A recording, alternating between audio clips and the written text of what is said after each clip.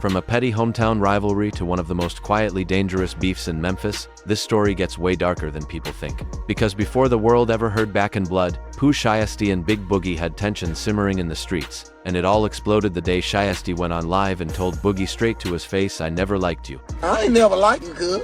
That moment didn't just go viral, it exposed a history people still whisper about in Memphis. And when Big Boogie later sat on a podcast saying he got no beef with Pooh Shiesty, I never had beef with nobody in Memphis. he wasn't being humble. He was low-key admitting he's scared of what Shy is known for outside the music, the stuff only the streets talk about. But this beef doesn't stop there. There's Corey, Big Boogie's other enemy, the same Corey who went viral for saying "name a no guy that played with me," and Corey instantly replied, "Pooh Shiesty, ain't my." You ain't my nigga play with me, bro.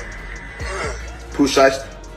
That one word had the whole internet screaming. And the craziest part, people in Memphis say Pooh Shiesty and his crew were the real reason Big Boogie packed up and moved to Atlanta, leaving his own city behind. Today, we're diving into the real origin. The street politics, the fear, the rumors, the IG lives, the threats, and the clips that created this entire tension between Big Boogie and Pooh Shiesty, and why it still matters even with Shiesty behind bars. To understand how deep this situation really is, we gotta go back to where it all started. See, Memphis ain't like other cities. This is a place where street credibility is everything, and your reputation follows you everywhere you go. Both Pooh Shiesty and Big Boogie came up in this environment, but they were moving different from day one. Pooh, born Lontrell Williams, came out of South Memphis repping Choppa Gang. This man was never trying to be a rapper who acted tough. He was really like that in the streets before the music.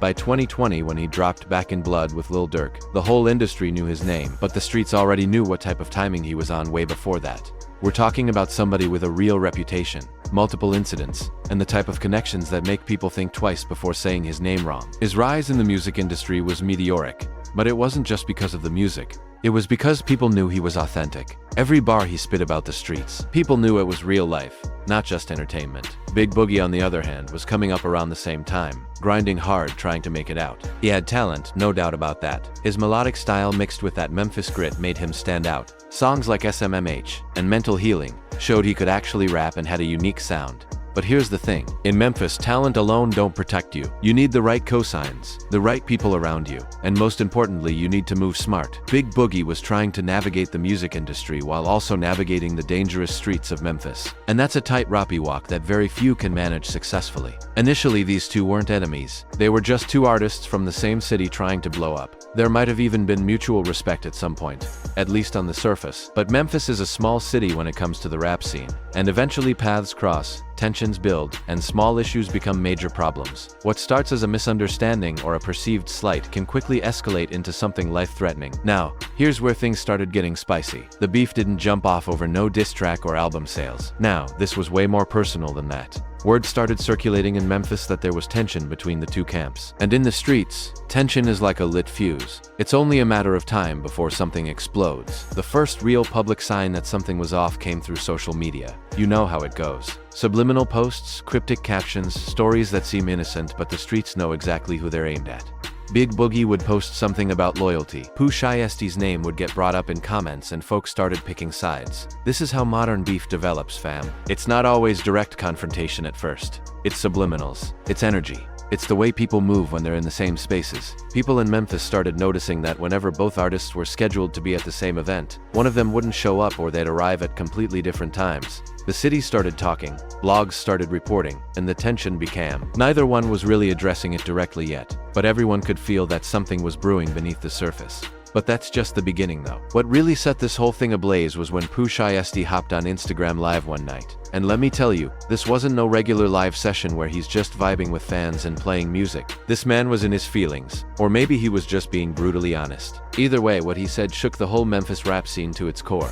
Pooh Shiesty straight up said, "I never liked Big Boogie Gang. Never. All that fake love. I ain't never been on that with him." I ain't never liked you, cuz. The live went viral instantly. Clips spread across Twitter, Instagram, TikTok, everywhere. People couldn't believe Pooh Shiesty just said that out loud, with no filter, no hesitation, no concern about the consequences. Because in hip-hop, even when there's beef, artists usually try to maintain some level of professionalism, or at least pretend there's mutual respect. It's all about image control, right? You might hate someone behind the scenes, but publicly you try to keep it diplomatic. But Pooh, nah, he said exactly what was on his mind with zero filter. The energy was different. The tone was serious, and you could tell this wasn't for clout or album promotion. This was genuine dislike, real animosity that had been building up for a minute. Yelling or being overly aggressive either. It was calm matter of fact, which somehow made it even more chilling. When someone can calmly tell you they never liked you, that's a different level of real. And that's when everyone knew this wasn't just rap beef. This was personal street-level tension that could turn deadly at any moment.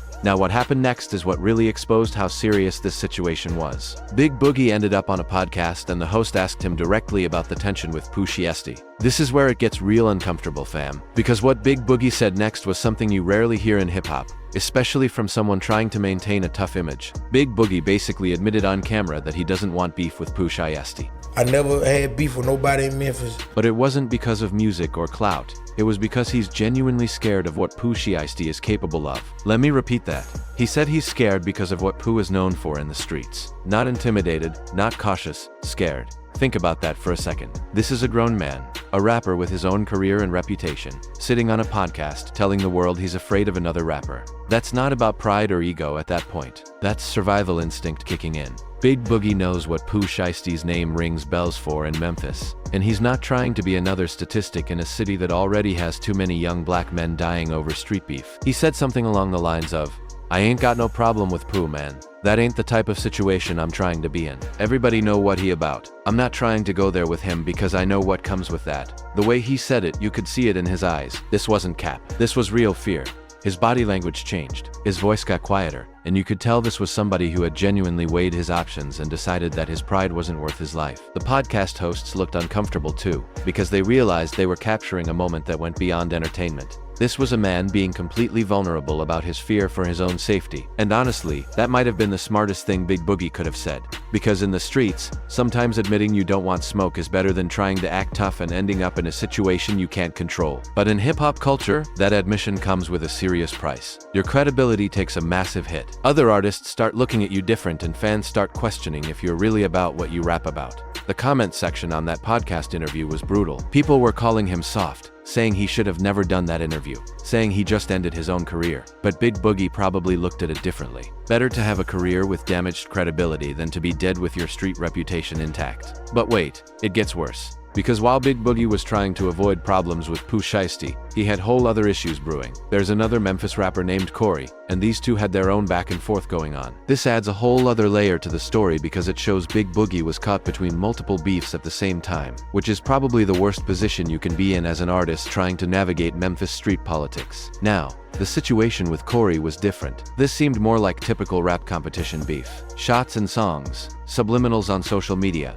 the usual competitive energy. Corey felt like Big Boogie was getting more attention and opportunities, and Big Boogie felt like Corey was hating on his come-up. Normal rap politics type acids. That happens in every city. This was the kind of beef that could have stayed on wax. Could have been good for both their careers through the competition. But here's where it all connects and gets embarrassing for Big Boogie. There's this viral clip that's been circulating, and if you haven't seen it, you need to check this out because it's one of the most brutal callouts I've seen in recent memory. Big Boogie is somewhere probably feeling himself after a few drinks, or just caught up in the moment, and he says real loud and confident, "Name a ninja that played with me." He said it like he was untouchable, like nobody in Memphis had ever tried him or made him back down. The energy was all the way up, chest out, feeling like the toughest in the room. You know that moment when somebody's feeling themselves a little too much and they say something they're going to regret? This was that moment. He was clearly trying to establish his credibility, trying to show everyone that he's not to be played with despite whatever people might think. And then Corey, without missing a beat, without even raising his voice, says, "Pooh Shiesty, yo." The silence that followed was loud. You could hear a pin drop.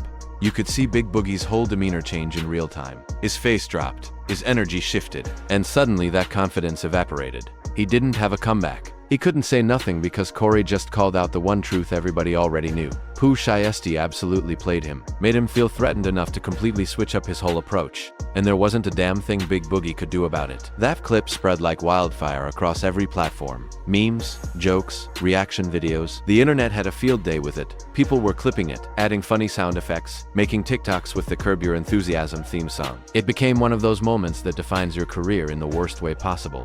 And the worst part, Big Boogie couldn't even defend himself or try to spin it because everybody knew it was true. That's the type of embarrassment that follows you in the rap game. You can't come back from that easily. Every tough guy bar you rap after that moment. People going to remember Corey saying Pooh Shiesty and you not having a single response.